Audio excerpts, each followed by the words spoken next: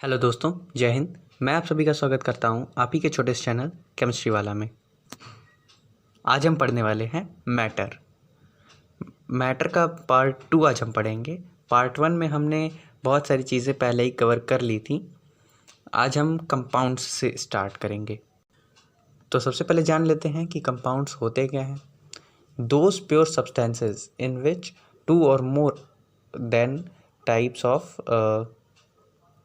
Elements are mixed in a fixed ratio. यानी कि वो प्योर सब्सटेंस जिसमें 2 या 2 से ज़्यादा एलिमेंट्स को एक फिक्स्ड अमाउंट में या फिक्स्ड रेशियो में मिक्स किया गया हो। ठीक है, जैसे HCl। ठीक है, इसमें हाइड्रोजन का एक एटम है और क्लोरीन का भी एक एटम है। तो हम इसे कंपाउंड कह सकते हैं। ठीक है, organic compound, any of the large class of chemical compound in which 1 or more atoms of carbon are covalently linked to atoms of other elements, most commonly hydrogen, oxygen and nitrogen। यानी कि organic compounds वैसे compounds होते हैं जिसमें carbon covalently linked हो किसी other elements या उसी के एलिमेंट्स से, तो उसे हम कहते हैं ऑर्गेनिक कंपाउंड। मोस्टली ये हाइड्रोजन, ऑक्सीजन और नाइट्रोजन से मिक्स होता है। अब जैसे हम ले लें CO2 को, तो इसमें कार्बन और ऑक्सीजन मिक्स है। कार्बन की वैलेंसी होती है 4, तो हम 4 एटम्स इधर उधर बना देंगे। और ऑक्सीजन की वैलेंसी 2।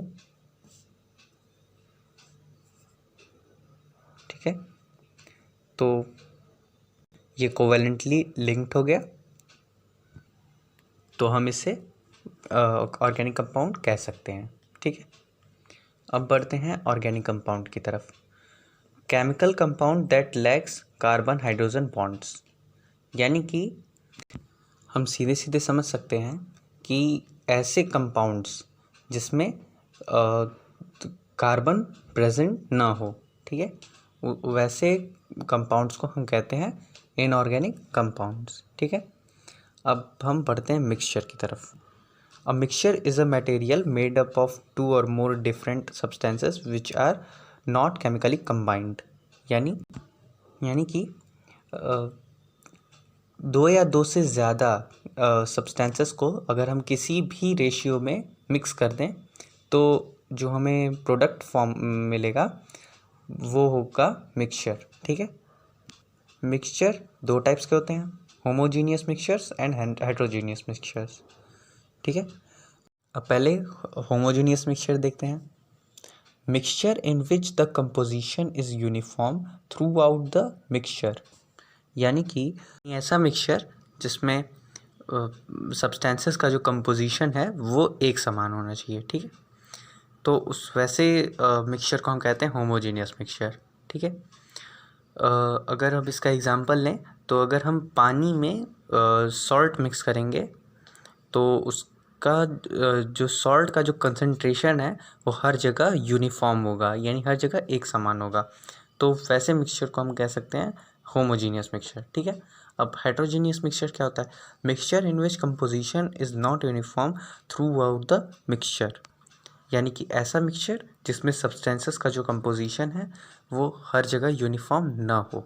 ठीक है, तो इसके एग्जांपल में ले सकते हैं कि अगर जब हम पानी में मिट्टी को अगर मिलाएं, बालू को, तो वो थोड़ी देर बाद बैठ जाता है, तो उसका जो कंसंट्रेशन है वो बॉटम में ज़्यादा हो जाएगा लेकिन ऊपर नहीं रहेगा पानी के ऊपर, तो उसे हम हेट्रोजीनियस मिक्सचर कह सकते हैं। ठीक है दोस्तों, हमने अब मैटर का पार्ट 2 ख़त्म कर लिया है। और